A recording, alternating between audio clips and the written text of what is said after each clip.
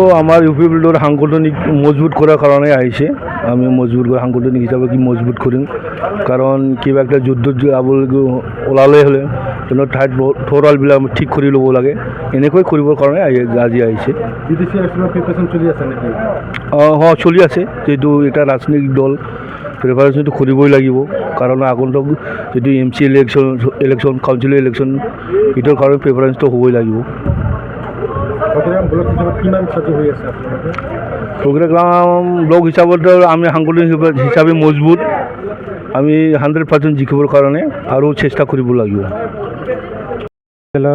আমি block প্ৰাণৱতী women ইয়ত লগতে আমাৰ 95 বুথত যি আমি বুথ চেম্পিয়ন দিছোঁ এইসকল আৰু আমাৰ প্ৰাইমাৰী কোঅৰ্ডিনেটৰসকলক লৈ আমি আজি ব্লক কাৰ্যালয়ত যিখন সভা হ'ল, এইখন সভাত আমি এইখিনি বুজি পালোঁ যে আমি প্ৰগ্ৰাম হিচাপে অনাগত দিনত UPPL শক্তিশালী আৰু UPPLে জিকিব, তাৰে আমি এটা অনুমান আজি সভাত পালোঁ। BTR ইলেকশ্যন ছেপ্টেম্বৰ মাহত হ'ব বুলি ডিক্লেয়াৰ দিছে from state government of Assam. আমি UPPL দল হিচাপে প্ৰিপাৰেশ্যন একদম তুংগত। আমি যে ছেপ্টেম্বৰ মাহত ইলেকশ্যন হ'ব, এইটো ছেপ্টেম্বৰত জিকিবলৈ বিচৰা নাই, আমি এইটো মাৰ্চ এপ্ৰিল মাহতে জিকি থ'ব বিচাৰিছোঁ। সেইকাৰণে আমাৰ প্ৰিপাৰেশ্যন বহুত তুংগত উঠিছে। আমি এতিয়া আমাৰ যিখিনি অৰ্গেনাইজেশ্যনেল প্ৰিপেয়াৰ্ডনেছ এইটো ৰিভিউ কৰি আছোঁ। আজি ফকিৰাগ্ৰাম সমষ্টিটো ৰিভিউ কৰিলোঁ।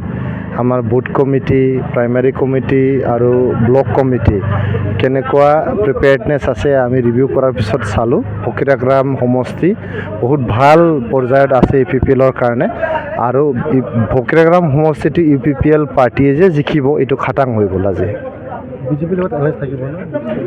এলায়েন্সৰ কথাটো আমাৰ দুইটা দলৰ শীৰ্ষ নেতৃত্বই বহি পেলাই সিদ্ধান্ত ল'ব।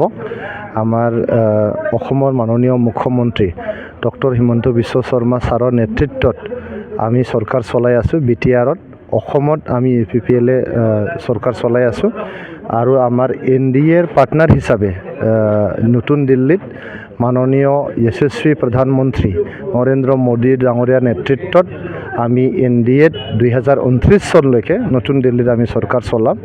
গতিকে আজিৰ তাৰিখলৈকে আমি NDAৰ পাৰ্ট হয়, আৰু যিহেতু NDA হিচাপে আমি এতিয়াও একেলগে আমি চৰকাৰ চলাই আছোঁ।